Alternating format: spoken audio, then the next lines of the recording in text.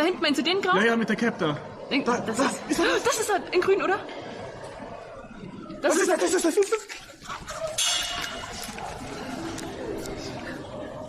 Warte, der soll vorbeigehen, ne? Ich bleib hier einfach stehen.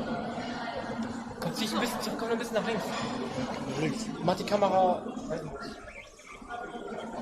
Junge, das ist so oft mit der Cam. Ja, Hugo. Geh mal hier rein, geh hier in die Lücke rein.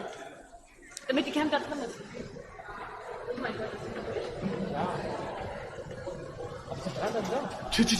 Nicht so obvious. Sie kommt jetzt rüber. Eck normal.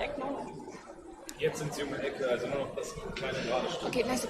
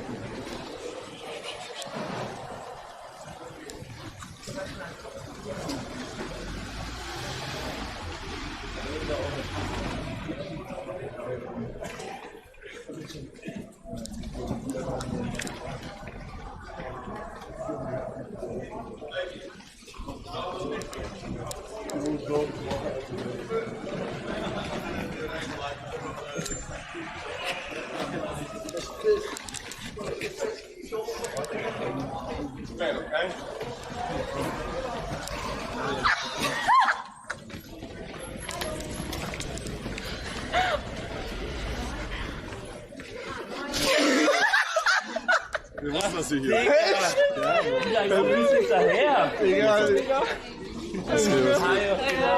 Hallo. Digga, ey, Hugo, kranker Prank, Bro. Was geht ab, Mann? Hugo, gib mal ganz kurz.